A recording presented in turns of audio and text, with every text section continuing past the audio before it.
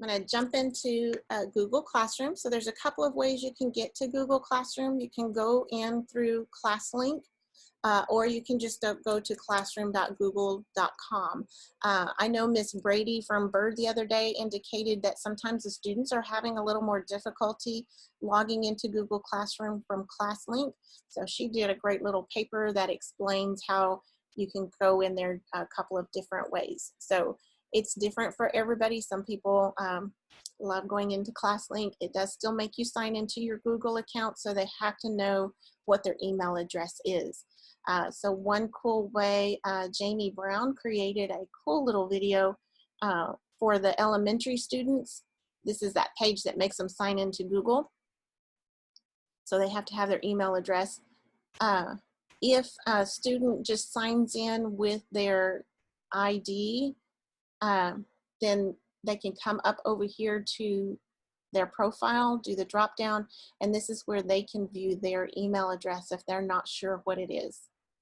So that's a quick way for students to find out what their email address is. Teachers, it's easy for you guys probably to find it in Skywords because you can get a list for your students. Okay, so I always just go Classroom. It's easy. So here is what the classroom looks like. This is that basic page. I'm going to jump into one I kind of created and played with the other day. I'm going to actually pull over. We have a fake student account. Peter Parker is our fake student that we use to kind of play with. And I want to show you his screen so you can see what it looks like for the student. It is different, of course. And I know that's hard on you as a teacher to not know how to tell the students what to do. So we will work on creating a video on what it looks like for the students and how they need to navigate. So we'll get that posted on that district PD site. I'll probably just post it out next to one of our classes, maybe as a separate link. And so that way we can make sure we get it to you. So that stream, again, I just kind of think of that as a Facebook page. This is where notifications about the class kind of show up. I tend to just kind of ignore this page myself. The main meat of everything is going to be in this classwork section. So here is where the students will view all of their assignments. It's great to have these topics on the side so they can just click on a certain topic. It also categorizes them here in this sense.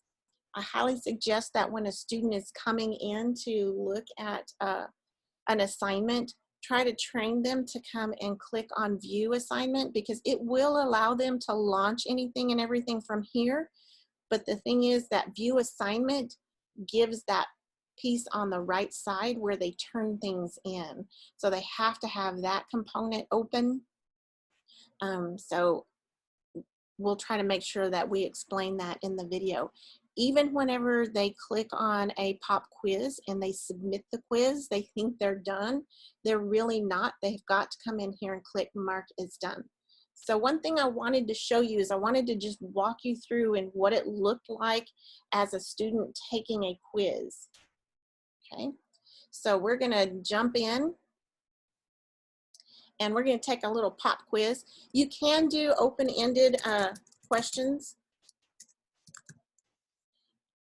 In doing that, when you have an open-ended question, it's a little harder for you to grade. And I do have a video right here. I'll show you in the professional development page. If you scroll over to the right, there's a link right here on next to our classroom and quizzes assignment. Here's how you grade open-ended responses. It's one of those things that if you don't do it real often, you tend to forget. So I recorded myself grading it because right now I wouldn't be able to tell you and walk you through without watching that video. So let's go back to my, I left my quiz. All right, so we're gonna just kind of go through this. We're not gonna worry about what the answers are. I'm not even gonna read the question. I'm just gonna kind of talk you through what some of this is. Here's an area where the student can see how many points this one question is worth. Anytime you see the square, this is a checkbox and the student can select more than one correct answer. okay? Here is a multiple choice. Again, you've got your points here. Multiple choice are the round circles. And so you just select one and move on. Same here, there's a multiple choice. Here, notice this is a setting that you as a teacher can set. So whether or not, depending on how your settings are, will depend on whether a student can see this. So I'm going to click on it and I'm going to hit submit. As soon as I submit that, they can click on view score and it gives them immediate feedback. So there's some occasion where you might want that. There's some occasion where you don't. Since this is an open-ended response, it's going to automatically count it wrong until you, the teacher, grades it. So that could be problematic for the student. They may think, wait a minute, how come I got that wrong? That's my opinion, kind of thing. So, so with that being said, they also then get the answers to everything, or at least know which ones they got wrong, and they can tell their friend, well, don't pick that one because that one's wrong. And then it gives them the correct answer. So that's all. I show this to you so you can see when we're setting up the quiz, you can be thinking about what you want to mark and what you don't want to mark. So what you want them to see and what you don't want them to be able to see. Okay, so now that you have seen that, remember as the student, they have to click here and, oh, it did automatically submit. I told you wrong. I thought with the Google quiz, they still had to come back here and submit. So I guess maybe they've updated that. That's awesome. That's a great thing. So a student can come over here and unsubmit their work. So if they needed to, oh, wait, I did something wrong, I need to take it back kind of thing, they can do that. All right, so I'm back here now as the teacher. Okay, is everybody good? Let me check any questions. Looks like we're all good so far. Okay. Again, as the teacher, you automatically come to that stream. I just kind of ignore that page and go straight to classwork. Know that anytime you create a Google Classroom, it automatically creates a folder in your drive called Classroom. And here's a quick, easy way to get to that folder if you ever needed to. Just be really careful. You can see up here with your little breadcrumbs, it's in My Drive and Classroom. And then it creates a folder for every class that you have. So every one of those squares that you have on your main dashboard. So this is where when students turn things in, everything will get dropped into this folder for this one particular assignment. Typically, you don't need to come to this drive, but it's a place for it to hold and store things for you. Typically, you can access everything from Classroom, but just I'm saying that to know, please never ever delete this folder. It kind of messes things up and it's really hard to get back. It's doable, but it takes some work on technologies and to try to get it back. So just be aware of that. So here again is where you can create an assignment or a quiz assignment. So sorry, my husband's having to do sessions too, so you might hear him in the background a little. We're just gonna mostly focus on a quiz assignment because a regular assignment is very similar. So I'm gonna click on quiz assignment. You'll type in your title, provide any instructions, and here you can add, and this is just like a regular assignment, you can add any kind of document. I'm gonna go ahead and post something in here. This is something I forgot to tell the group yesterday. If they had a document. I just don't like the way that this makes my head look pointy.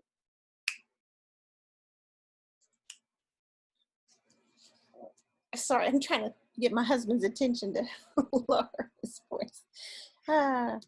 Anyway, so when you add a document, see how you have an option here where you can allow the students just to view the file. You can allow the students to edit the file. If they edit a file, remember they're all editing the same document. So be cautious of that and really think out, is that what I really want? Or am I wanting to create a document where they're going to fill it out themselves and manipulate whatever I want them to do on it? If that's the case, then you want to make a copy for each student. When you do that and a student logs into that assignment, it puts it back into this folder here. It creates a new folder for that assignment, okay? So just be aware of that. And then if you decide, oh no, I really didn't want that, you just click on the X and you remove it, okay? Another thing, I'm gonna just do example quiz. And you're going to assign it to whatever classes. So if you have more than one class that you want this same assignment to go to, you can push it out to more than one class at a time just by checking the box. It'll go to all of these. If you forget to do that, no worries. There's a way to pull it back in and repost it. That's what that reposting is for. You can also differentiate with your students. You can just assign assignment to just one student. So you would have your list of your students. It defaults to assigning to all students. So if you don't want it to all students, you would uncheck this and then click on every student that you want to assign it to. Here's where you can determine whether you want, what points you want it to be, or if it's an ungraded assignment.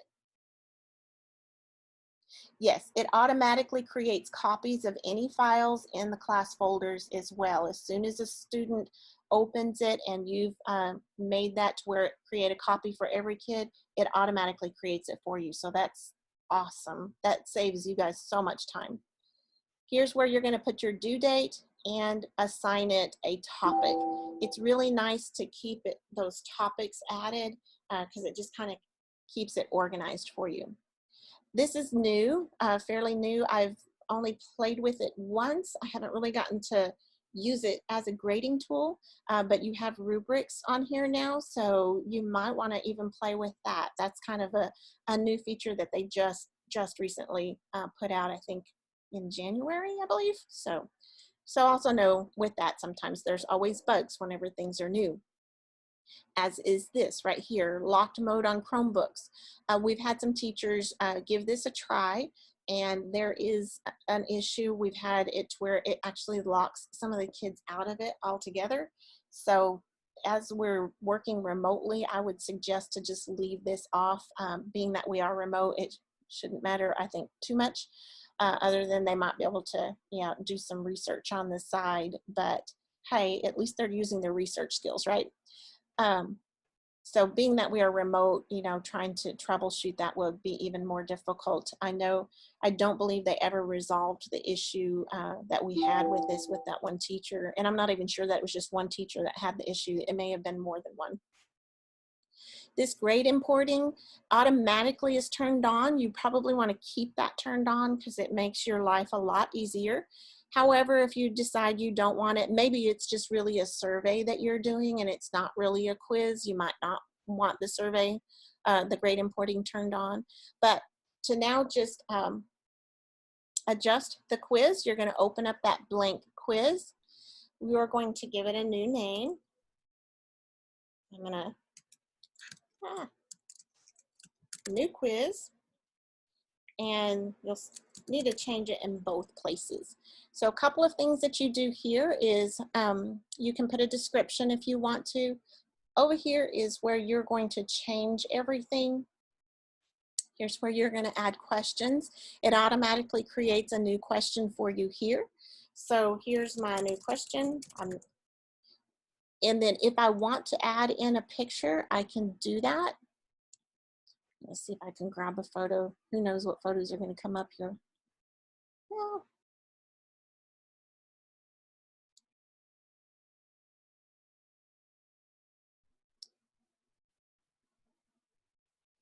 okay, so I'm going to just add this. Okay, so maybe I want them to answer a question about this particular photo, or maybe it's a graph for math, or it's a map for social studies, or possibly even a reading passage. Then you can type in your answers here. Oops. You can tab over a couple of times, do choice 2. This add other feature, if you select that, it gives them the option to select that and type in their own answer. So sometimes that's a good option for you. Okay, over here is where you adjust what type of question it is. I'm going to just create another question and kind of play around with that. Here's your short answer, your paragraph.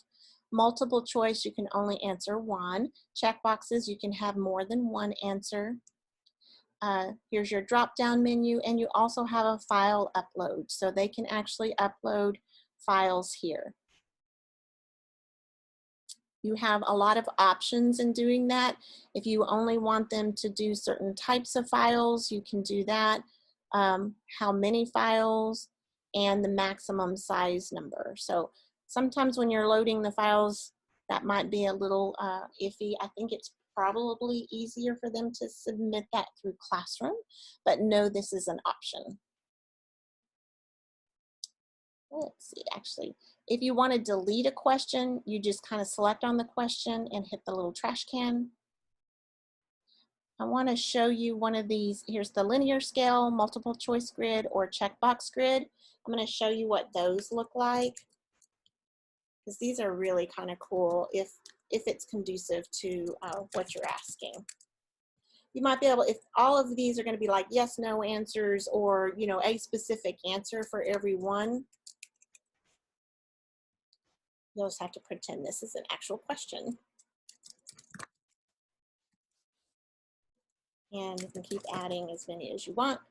So then it looks like that. If you want to require the question, you turn that on. And then I want to show you what it looks like. Anytime you see the little red asterisk, it's a required question. But here's where the students can come in and answer yes or no. And remember, the boxes mean they can answer more than one. So just being careful which one you choose. Okay. All right. And then the student can submit. I think, are there any questions on the type of questions that we have listed here? You can also do a date and time. Got a couple of questions. I have never tried to import HMH pages. If they're PDF, then you can definitely add them. Just save them into your Google Drive and you can drop them in there. Just know that if it's a PDF, then the student wouldn't be able to do anything with it. Maybe using Snippy tool, or yes. So yes, you can, if it's not a PDF, you can definitely take a picture of it with the snipping tool and drop it in there, but just know that that limits the student being able to do anything with it. They would have to print it off, write on it, take a picture, and then re-upload it back to you. So there is a program out there called Cami. It's an extension. I haven't played with it a whole lot, but it is supposed to be able to allow students to annotate on the screen. So that might be an option to play with as well. Okay. Here is where you can import questions from another Google form that you may previously have had. Here's where you can add a title or description. Here's where you can add an image. So this too is great for if you want to drop in a reading passage or a map or any kind of graph, and then add several questions for that one item. Here you can add video, and then here's a section. This also works well because it creates a whole new section. So if you want to kind of keep that reading passage separate, make a new section for it, put the reading passage in here and add the questions all into that section, then a new section when you get ready for the next question that doesn't involve that reading passage or that graph or whatever. So that works really well. Okay, any questions so far on just the basic creating questions? Okay, I think we're good. Try turning off your... Deborah? Yes. I have a question. I created an assignment. I'm Shonda from Fair Meadows, and I'm the PE coach. So I uploaded a fitness log and created an assignment, but after I finished, it said save, and it still just says saving with ... Like it hasn't saved yet. does that take a long time normally? Usually doesn't, but I'm wondering, I'm sure like a lot of people are hitting Google right now because it's a free tool to be able to communicate with the students. So you might just try getting out of that browser and coming back in again. Was it a Word document or a Google Doc? It was a Word document. Okay. I'm not sure what to tell you to do in that instance. Were you loading it? I'll try getting out and getting back in and see if it's saved, but I guess if it didn't, I'll just redo it. I tried that, Shonda, and it worked. It was doing the same thing to me. I tried to go out and go back in. It had saved. Okay. Okay, good. Okay, thank you. All right. Somebody had asked about having double strains of audio. Maybe just try turning your mic off because you may have your laptop or next to your phone where your phone's on as well. So if you just turn that off, that might help.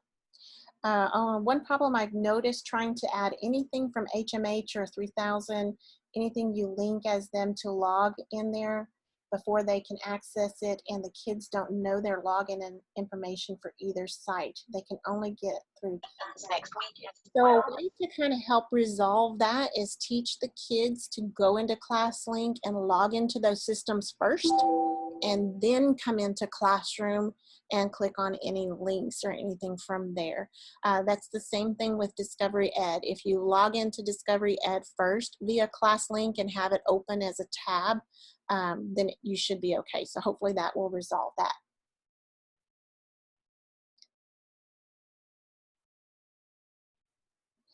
I have never tried using Snap and Read with Google Classroom. I believe it should work anywhere that there's, a large amount of text for them to, and I know I have it on here somewhere. I believe this is it. Let's see if we can get it to work. I think it may just depend on, I don't know if it would read any of this or not. Let's see. Classroom can import grades for assignment. Oh, yay. Great. That's great to know. Good question. Okay.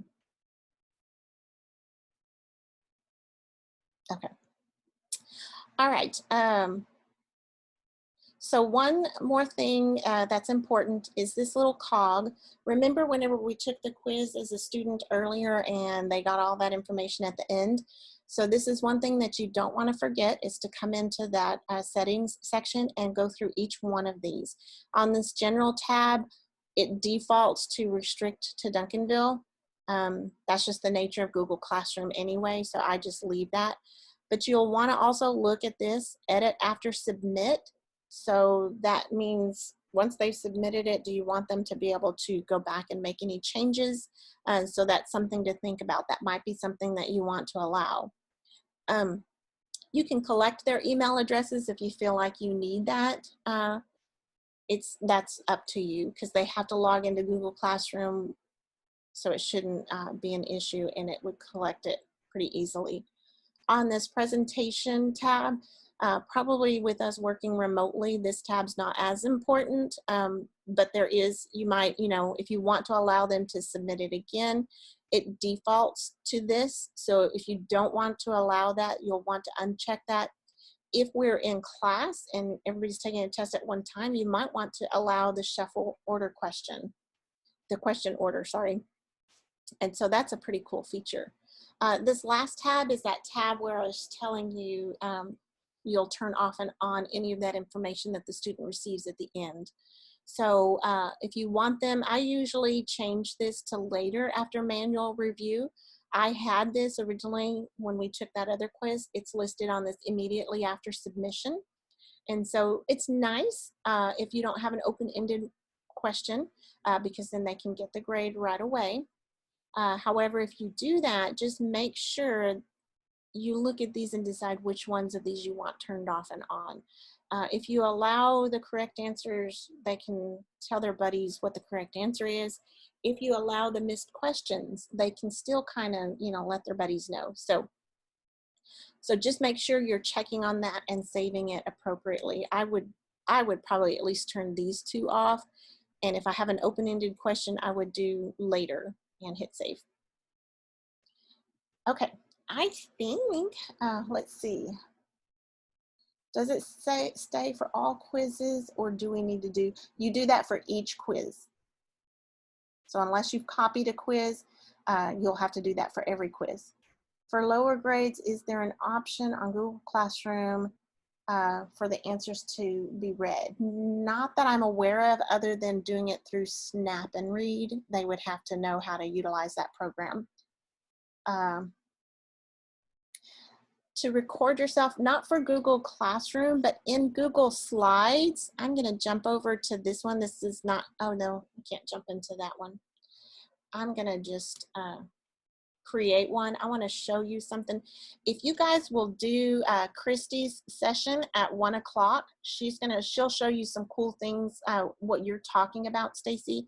But I'll touch on it just a little bit here, because you could practically create your whole lesson in Google Slides. And here you can insert your videos, and you can also insert audio. So she'll show you how you can go to onlinevoicerecorder.com, record your voice reading stuff for the students, and then you save it, and then you pull it in here through this audio, and it pastes to your Google slide. So definitely, if you can attend that session at 1, if not, she'll have it recorded for you, so you can watch that. Okay, great question though. We definitely need to try to help accommodate for our students. Okay.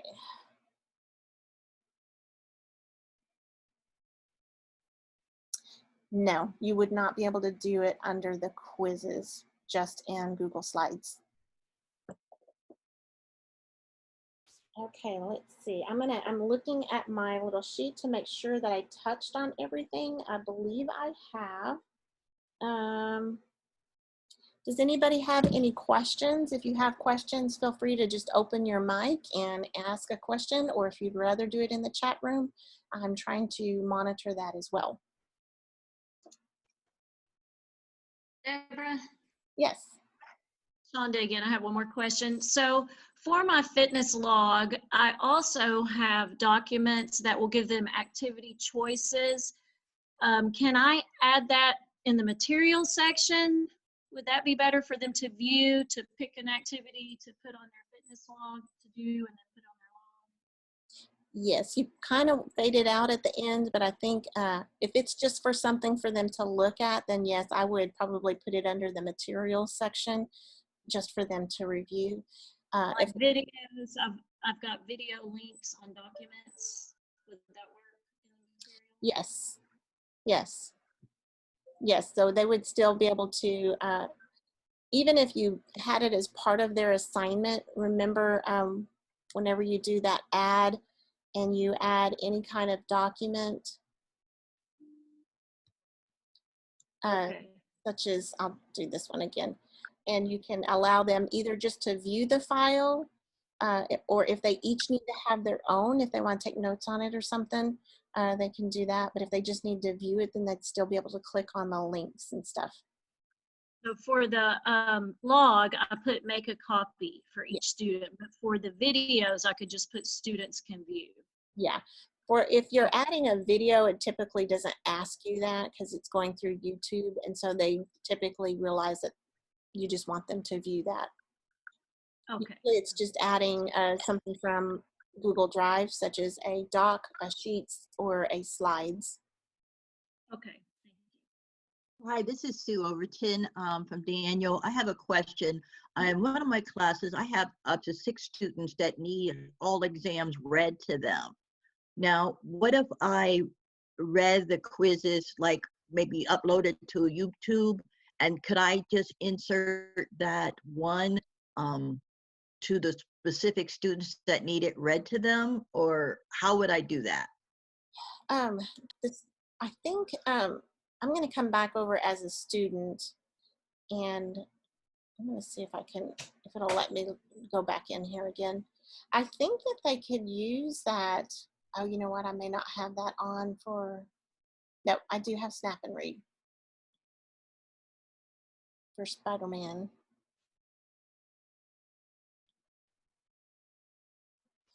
So if they're here, and I hope I'm understanding your question correctly. If they needed it, they could come in, and this is a quiz, and then they should be How able do you to. get icons added to your start menu?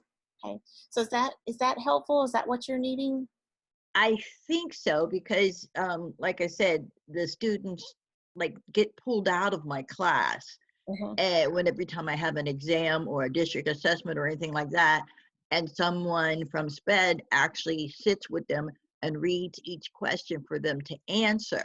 Okay. So what I'm saying is that if they're online on Google Classroom, how am I going to provide that service to them so they have the same, that accommodation, so they have the same chance as everybody else? I think this might be their best option, would be the Snap and Read, or if their parent would be able to do that for them. Okay, so I would have to contact those students and make sure they have Snap and Read. And do we have something like a video, or could we get something that we could show the parents or the students how to do that so they're prepared for it? Sure, I've written that down as an item to try to get something like that. If all of our student machines have it on there, I will need to check with Mackenzie Casal as far as the at-home, how they need to do that at home. So yes, Okay. we'll definitely work on that. And your name again was Sue at Daniel? Susan Overton at Daniel Intermediate. Ms. Trujillo, this is Jingles. Yes. Oh, yes. Maybe you can answer.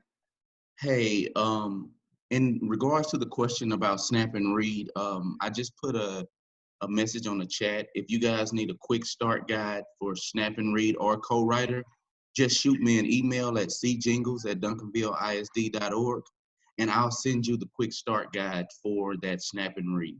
And you can share that with your parents as well. Thank you. Thank you very much.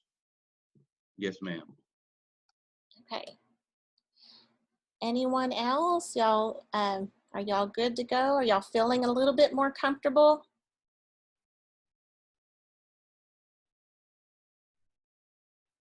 If we do have any further questions, can we call you, or is there email? Sure, you can email me. That's probably the best to do, is to email, and I'll get back with you as quickly as I can, because I'm on a lot of Zoom calls right now, so it's hard for me to answer the phone. So email would be great. All of us are available, so any of us, you can definitely feel free to reach out. If you feel like if you want to, just a one-on-one time, we can try to schedule that kind of time with you as well, and try to get you going. Hey, Deborah, this is Larry Roach. Yes. Hey, I was following everything that you were saying, and I really like it. But, this is just about where you are now. That was what my question was going to be. Can you tell me where you went to just create the quiz from the very beginning? Sure. Right here is create, and here's the quiz assignment. Gotcha. And then you click on this to open it up and do any of your edits. And somebody reminded me something that I had forgotten to mention. Thank you, Ms. Butler. You want to know how to grade it, right? That's important. So there's several different ways. You can go to the grades section if you want. I typically just kind of open up the assignment so I can see how many kids have turned it in. I click on the turn in button, and here's where I can see everything. And this, like I said, is what is so cool about the quizzes and assignments. It's grayed out right now because Peter Parker took this test yesterday, and so can't kind of grade it again. But as a teacher, when you're doing the quiz assignments, all you do is click import grades, and it automatically grades it for you.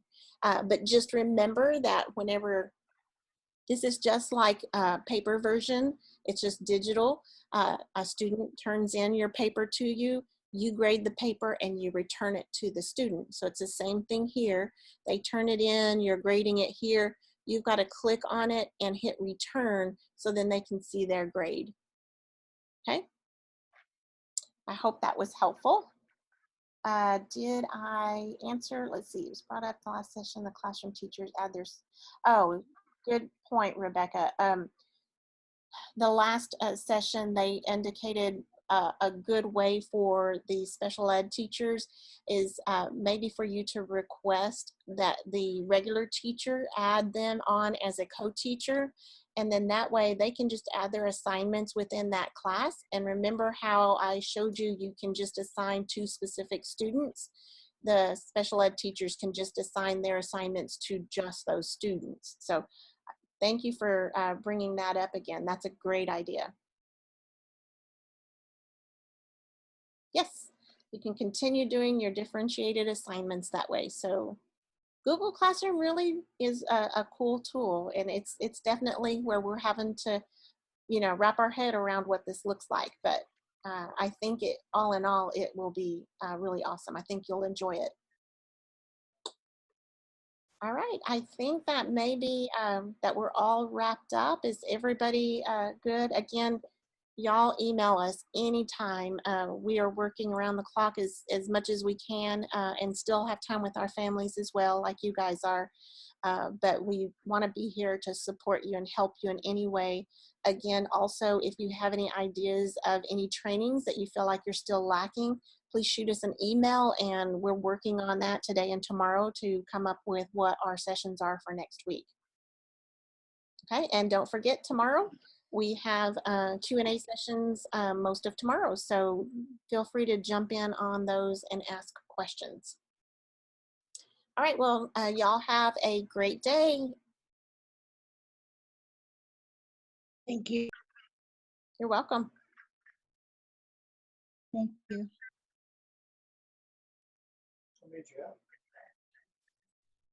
Thank you. Thank you. Thank you. It's very helpful. Thank you. Awesome. Y'all have a great day. You too. Bye-bye.